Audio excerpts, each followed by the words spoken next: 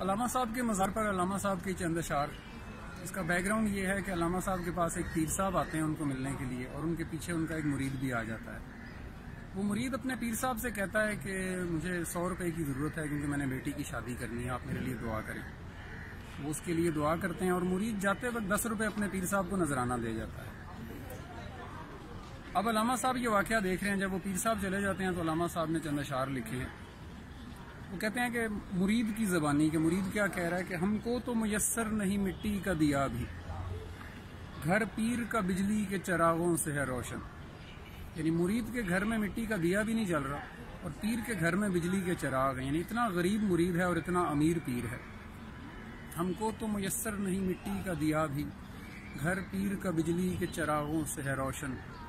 شہری ہو دیہاتی ہو مسلمان ہے سادہ، مانند بتاں پوجتے ہیں کعبے کے برہمن.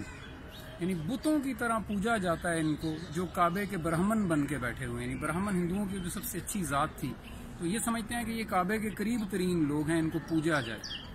شہری ہو دیہاتی ہو مسلمان ہے سادہ، مانند بتاں پوجتے ہیں کعبے کے برہمن.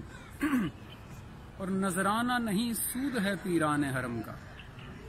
یعنی ان کو جو نذرانہ دیا جاتا ہے علامہ صاحب اس کو سود کہہ رہے ہیں، کیونکہ دینے والا یہ سمجھ رہا ہے کہ یہ زیادہ ہو کر واپس آئے گا، اور لینے والا بھی یہ سوچ کے لیتا ہے کہ میرے مریدوں کو اس سے فائدہ ہوگا، اس لیے مجھے زیادہ سے زیادہ نذرانے دیں. علامہ صاحب لکھ رہے ہیں کہ نذرانہ نہیں سود ہے پیران حرم کا، ہر خرقہ سالوس کے اندر ہے مہاجن. خرقہ سالوس دھاگے کو کہتے ہیں اور خرقہ لباس کو.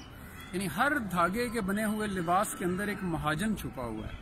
مہاجن جو کاروبار کرتے ہیں، یعنی پیروں کو علامہ صاحب نے مہاجن قرار دے دیا، ایسے پیروں کو. اور آخر میں کہتے ہیں کہ میراث میں آئی ہے انہیں مسند ارشاد. یعنی یہ جہاں بیٹھ کے یہ سارا پروٹوکول انجوائے کر رہے ہیں، یہ ان کو مفت میں مل گئی ہے. اصل میں انہوں نے ایفرٹ نہیں کی، نہ ان کا کردار اس لائق تھا. میراث میں آئی ہے انہیں مسند ارشاد، زاغوں کے تصرف میں عقابوں کا نشیمن. یعنی عقابوں کے بیٹھنے کی جگہ تھی لیکن اب کووں نے وہاں پر قبضہ کر لیا. زاغ کوے کو کہتے ہیں. میراث میں آئی ہے انہیں مسند ارشاد، زاغوں کے تصرف میں عقابوں کا نشیمن. اللہ تعالی ہمیں سمجھنے کی اور عمل کرنے کی توفیق دے.